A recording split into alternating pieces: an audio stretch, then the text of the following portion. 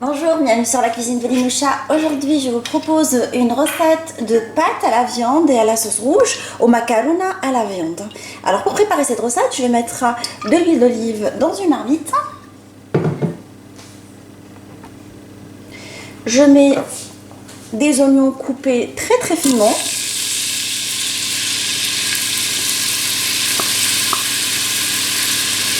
C'est une recette qui me vient d'une amie tunisienne qui m'avait ramené des épices tunisiennes pour préparer cette recette.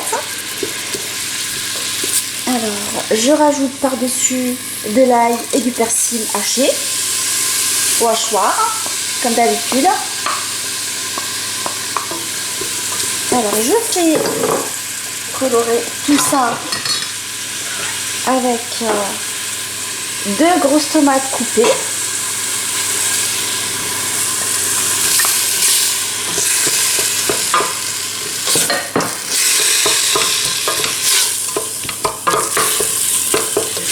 Alors je vais mettre les épices, à savoir le tabel.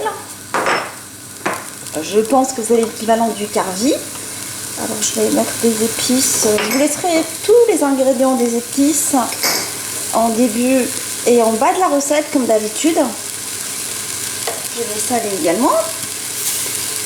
Et je laisse tout ça colorer pendant 5 minutes. En remuant de temps à autre. Alors j'ai mis ma viande colorée. C'est une séquence que j'ai pas pu vous filmer parce que il s'avère que j'étais pas en mode vidéo, du coup j'ai pas pu la filmer. Alors j'ai laissé 5 minutes ma sauce revenir, colorée plutôt, et j'ai rajouté dedans des morceaux de viande de bœuf, du bourguignon de bœuf, que j'ai fait dorer pendant 5 minutes dans ce mélange. Et là, je vais rajouter par-dessus de la tomate concentrée diluée dans un petit verre d'eau. Je rajoute un demi-litre d'eau. Et là, je remue la marmite. Et je laisse tout ça cuire pendant, alors je dirais 1 heure, jusqu'à la cuisson complète de la viande. Sous pression, alors dans la cocotte. Alors après la cuisson des morceaux de viande, je vais les ôter et les mettre de côté.